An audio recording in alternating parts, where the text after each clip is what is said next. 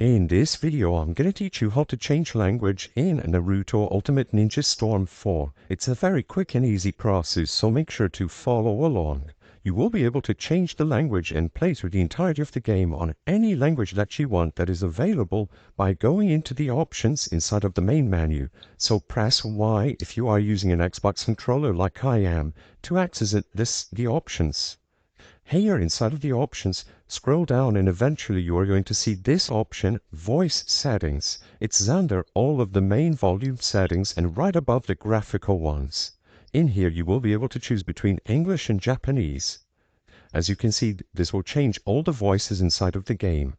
You also have some other options related to the volume of the language, but as long as you select English or Japanese through here and you tap on Settings Complete and you press A or any other button to confirm, you will be able to play through the entirety of the game on the language that you select. This will be applied automatically and it's going to work for story mode, free battle, online battle, etc. You can change back at any time and you don't need any additional downloads. I hope I was able to help you on how to change the language in Naruto Ninja Storm 4.